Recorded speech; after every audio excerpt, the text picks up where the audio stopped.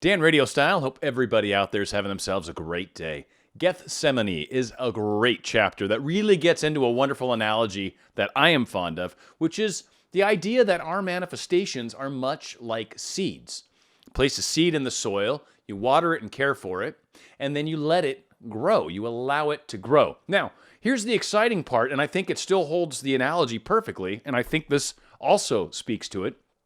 When you wake up every morning, when you've planted your seed, and we'll keep to the seed example, and you run outside and you look to see if your seed's poking through the soil yet, maybe it isn't, maybe it is. But if it isn't poking through yet, you don't just decide that the seed's broken, obviously. You know the seed's still going. You know you got to give it another day or a little longer. So you let it continue on its path. Much like our manifestations, when we wake up every day, look forward to what you see. Look forward to seeing your manifestation sprout through the soil. Look forward to some sort of indication that your seed is growing. And if you don't by chance see any indication during the day, then understand it might just happen tomorrow. Give it another day. Go back to holding the feeling of the wish fulfilled. Go back to raising your consciousness to having the thing that you already desire.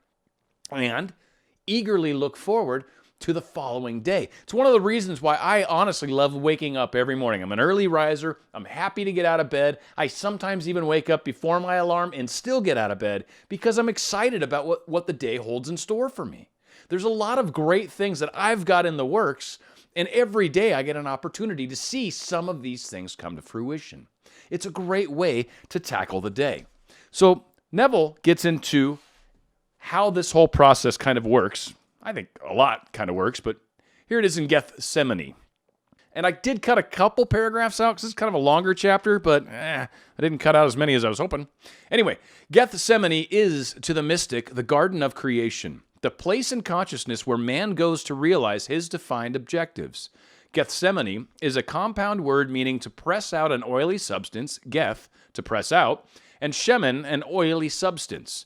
The story of Gethsemane reveals to the mystic in dramatic symbology the act of creation. Just as man contains within himself an oily substance, which in within himself a divine principle, his consciousness, which conditions itself as a state of consciousness and without assistance presses out or objectifies itself. And this next little paragraph kind of gets into the concept of green pastures, in my opinion, too, which was in Psalm 23. And he talks about the green pastures. I shall lie down in green pastures, or he maketh me lie down in green pastures. It's another example of what he's talking about with that reference of green pastures and fertility and good soil. A garden is a cultivated piece of ground, a specially prepared field where seeds of the gardener's own choice are planted and cultivated. Gethsemane is a place in the consciousness where the mystic goes with his properly defined objectives. This garden is entered when man takes his attention from the world around him and places it on his objectives. Man-clarified desires are seeds containing the power and plans of self-expression, and, like the seeds within man, these too are buried with an oily substance. As man contemplates being and possessing that which he desires to be and to possess, he has begun the process of pressing out the spiritual act of creation. These seeds are pressed out and planted when man loses himself in wild, mad state of joy, consciously feeling and claiming himself to be that which he formerly desires to be. A fun little analogy that popped into my head when it came to pressing, right, is the idea of juice or wine, right? To press. So in order to press our manifestations out, or in order to create juice, you must have the wholeness or the fruit to begin with. You must be the wine grape, or you must be the orange in order to be pressed and have juice come out of it. It's kind of that same analogy of assuming the consciousness of the thing you desire to be. The seed which is pressed out of man grows into the likeness of a man from whom it was pressed. Likewise, the mystical seed, your consciousness, claims that you are that which you hereto desire to be, have grown into the likeness of you from whom and into whom it is pressed. Yes, Gethsemane is the cultivated garden of romance where the disciplined man goes to press seeds of joy out of himself into his receptive attitude of mind, there to care for and nurture them by consciously walking in the joy of being all that formerly he desired to be. Fill with the great gardener the secret thrill of knowing that things and qualities not now seen will be seen as soon as these conscious impressions grow and ripen to maturity. Your consciousness is Lord Husband. The conscious state in which you dwell is wife or beloved. This state made visible is your Son bearing witness of you, his father and mother, for your visible world is made to the image and likeness of the state of consciousness in which you live. Your world and the fullness thereof are nothing more or less than your defined consciousness objectified. Knowing this to be true, see to it that you choose well the mother of your children, that conscious states in which you live, your conception of yourself. The wise man chooses his wife with great discretion. He realizes that his children must inherit the qualities of their parent, and so he devotes much time and care to the selection of their mother. The mystic knows that the conscious state in which he lives is the choice that he has made of a wife, the mother of his children, that this state must in time embody itself within his world. So he is ever select in his choice and always claims himself to be the highest ideal. He consciously defines himself as that which he desires to be. Now, this kind of also reminds me of another analogy that ties into this as well, and the concept of creating a child. Obviously, once the impregnation has occurred, there is a gestation period that takes 9 months. Obviously, you cannot rush the baby. The baby's certainly not viable up until a certain point of time where it can more or less survive outside the womb, oftentimes with the help of equipment. But what is kind of interesting is really, in reality, the second that little belly button pops out, I call it the baby timer on women. You have that turkey timer that pops out when the turkey's cooked enough. It's like the belly button seems to pop out when y'all are about ready to give birth, right? But when the little belly button timer pops out, that's when your manifestation is coming into fruition. That is when your seed is popping through the soil. You've got to allow the manifestation to cook, to gestate, to grow, to take on the moisture and nutrients and love that you've been providing it, and give it the chance which it needs. When man realizes that the conscious state in which he lives is the choice that he has made of a mate, he will be more careful of his moods and feelings. He will not permit himself to react to suggestion of fear, lack, or any undesirable impressions. Such suggestions of lack could never pass the watch of the disciplined mind of the mystic, for he knows that every conscious claim must in time be expressed as a condition of his world, of his environment. Jesus took with him into the hour of prayer his disciples, or disciplined attributes of mind. Now, this is going back to the 12 disciples, right? The 12 different disciplines of the mind, the things you allow yourself to hear and the things you entertain and all these kinds of things, right? So he took his 12 disciples in with him, the attributes of the mind, and commanded them to watch while he prayed, so that no thought or belief that would deny the realization of his desire might enter his consciousness. Follow the example of Jesus, who, with his desires clearly defined, entered the Garden of Gethsemane, the state of joy, accompanied by his disciples, his disciplined mind, to lose himself in wild joy of realization, becoming the thing that which he desires, feeling it, imagining it so it's so real, he feels it like it's real. The fixing of his attention on his objective was his command to his disciplined mind to watch and remain faithful to that fixation. Contemplating the joy that would be his on realizing his desire, he began the spiritual act of generation, the act of pressing out the mystical seed.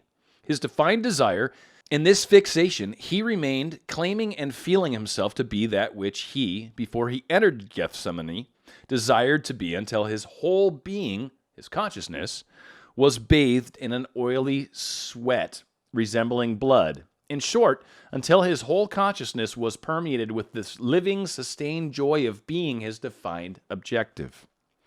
As this fixation is accomplished so that the mystic knows by his feeling of joy that he has passed from his former conscious state into his present consciousness, the Passover or crucifixion is attained. This crucifixion or fixation of the new consciousness claim is followed by the Sabbath, a time of rest. There is always an interval of time between the impression and its expression, between the conscious claim and its embodiment. This interval is called the Sabbath, the period of rest or non-effort, the day of atonement. Now, what he's saying here is there is always always an interval of time between the impression and expression. Goddard is saying right here that he does not necessarily agree that manifestations are instant. He says there always is an interval of time between your impression, which is when you impress the subconscious mind with the feeling of the wish fulfilled, and it runs out and creates it. And once it's finally expressed into the physical world, or once it crystallizes into the physical world, some time will pass. Now, he calls this the Sabbath, keeping the Sabbath holy, which means to hold your thoughts, feelings, and vibrations during that entire period. From the moment you impress to the moment it is expressed, you should be holding that feeling of the wish fulfilled. To walk unmoved in the consciousness of being or possessing a certain state is to keep the Sabbath. The story of the crucifixion beautifully expresses this mystical stillness or rest. We are told that after Jesus cried out, "It is finished!" he was placed into a tomb. There he remained for the entire Sabbath. When the new state or consciousness is appropriated, so you feel, by this appropriation, fixed and secure in the knowledge that it is finished, then you too will cry out, "It is finished," and will enter the tomb of the Sabbath, an interval of time in which you will walk unmoved in the conviction that your new consciousness must be resurrected or made visible. Easter, the day of resurrection, falls on the first Sunday after the full moon in Aries. The mystical reason for this is simple. A defined area will not precipitate itself in this form of rain until the area reaches the point of saturation. Just so the state in which you dwell will not express itself until the whole is permeated with the consciousness that it is so, that it is finished. Meaning that you have to have so much of that energy, you have to be this thing so much, you have to be the feeling of the wish fulfilled so strongly, so intently, that that saturation of feeling creates the outpouring of physicality. Your defined objective is the imaginary state, just as the equator is the imaginary line across which the sun must pass to mark the beginning of spring. This state, like the moon, has no light or life of itself, but will reflect the light of consciousness or sun. I am the light of the world. I am the resurrection and the life.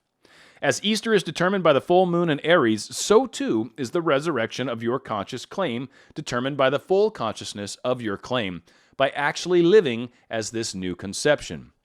Most men fail to resurrect their objectives because they fail to remain faithful to their newly defined state until this fullness is attained. If man would bear in mind the fact that there can be no Easter or day of resurrection until after the full moon, he would realize that the state into which he has consciously passed will be expressed or resurrected only after he has remained within the state of being his defined objective, until his whole self thrills with the feeling of actually being his conscious claim and consciously living in the state of being it, and only in this way will man ever resurrect or realize his desire. Goddard, again, gives us the blueprint. He does it in so many different chapters within this book where he really walks around this concept in a number of different ways. Your Faith is Your Fortune. It is an amazing book. Consciousness really is key, I believe, to a large extent. I know the law and the promise became very big things later on in Goddard's life, and certainly even after the promise became the law, after the law became the promise. And very much something I'm going to speak more on. I've been thinking a lot about how all that plays out. But that being said, the consciousness is key to bringing about the manifestation. This consciousness, this being the thing that you desire, is what actually does the creation. And every time we look out at the outer world and go, I don't see it, it's not happening, or I don't see it, is this working, or I don't see it, I don't know if I'm doing it right, doubts are what cause us to crash on the Sabbath, if you will. Doubts are the one thing that can ruin your manifestation. It is important that we hold this feeling of the wish fulfilled until it becomes physical. You hold this feeling, you keep the Sabbath holy until your full moon has arisen, and you then have your physical manifestation. Every day when you wake up, look forward to seeing something that's going to indicate that your seed is starting to pop through the soil, that your manifestation is beginning to take form. And if you think about most of the things that we're trying to manifest, relationships with people, money, better jobs, more income, these things are steps. It's not just one thing that's going to happen. Some of you maybe are trying to win the lotto, but again, is it this lotto? Is it the one after? Do you keep playing it? Do you just play one ticket? Again, there's steps that are going to be involved. Do you keep playing? Do you keep doing these things until it finally shows itself? Yes. You keep working towards it. There's going to be a number of steps. There's going to be a number of things that are going to happen in your life that you're going to react to or act with or react or be a part of. Things are going to manifest. Wake up every day and look to see if it's poking through the soil. If it's not, get back to the feeling of the wish fulfilled. Feel it happening. Realize that you are it, that you are creating it by being it. And by holding that feeling, your dream gets pushed into the outer world. Dan RadioStyle.